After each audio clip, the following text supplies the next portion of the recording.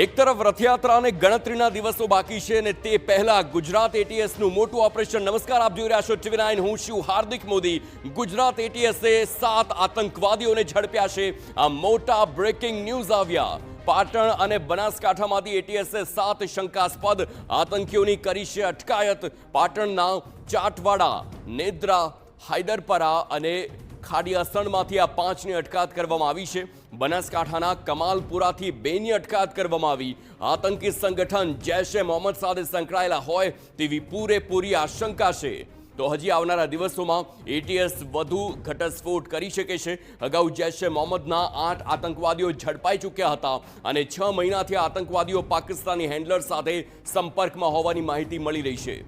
સંવાદદાતા Harin Matravadiya phone line પર. હરીન, 7 શખ્સો ઝડપાયા છે પાટણ અને બનાસકાંઠાથી. શું વધુ ખુલાસા થઈ રહ્યા છે? શું કોઈ મોટું કાવતરું હતું? વધુ વિગતો. બિલકુલ, અગાઉ એટીએસ દ્વારા જૈશ એ મોહમ્મદના જે શંકાસ્પદ 8 જેટલા આતંકીઓ છે તેની ધરપકડ કરવામાં આવી હતી ને તેની પૂછપરછમાં અનેક ખુલાસાઓ સામે આવ્યા હતા ને તેના જ આધારે એટીએસ દ્વારા વધુ 5 જેટલા શંકાસ્પદ લોકો છે તેની અટકાયત કરવામાં આવી છે. સિદ્ધપુર અને પાટણથી છે આ 5 લોકોની અટકાયત કરવામાં આવી છે. એટીએસ દ્વારા વધુ તપાસ શરૂ કરવામાં આવી હતી. જે અગાઉ પકડાયેલા શંકાસ્પદ આતંકીઓ છે તેમના સોશિયલ મીડિયામાં દેશ વિરોધી ગતિવિધિને પણ અંજામ આપી રહ્યા હતા. પાકિસ્તાનના કેટલાક લોકો સાથે સંપર્કમાં હતા ને જેના આધારે હવે એટીએસ દ્વારા વધુ શંકાસ્પદ આતંકીઓ છે તેની ધરપકડ કરી છે. પાટણના ચાટાવાડા, નેદ્રા, હૈદરપરા અને ખાડિયાસણમાંથી જે અન્ય લોકો છે તે ઝડપાયા છે. એટીએસ દ્વારા તમામની પૂછપરછ છે તે કરવામાં આવી રહી છે.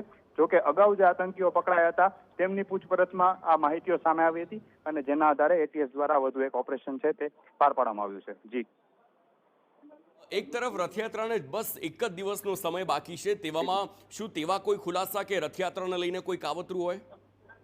બિલકુલ, આજે પકડાયેલા તમામ લોકો છે તે પાકિસ્તાન સાથે સંપર્કમાં હતા અને દેશ વિરોધી ગતિવિધિઓ કરી રહ્યા હતા અને તેની જ લઈ અને એટીએસ દ્વારા તેમની અટકાયત કરવામાં આવી છે. તમામની પૂછપરછ કરવામાં આવી રહી છે કેમ કે સોશિયલ મીડિયા ઉપર પણ તેઓ એક્ટિવ હતા અને પાકિસ્તાની લોકો સાથે છે તેઓ સંપર્કમાં હતા. જી, આભાર હરીન સમગ્ર માહિતી બદલ. તો અત્યારે એટીએસ દ્વારા સઘન પૂછપરછ ચાલી રહી છે અને આ પૂછપરછ બાદ વધુ ખુલાસા થઈ શકે છે.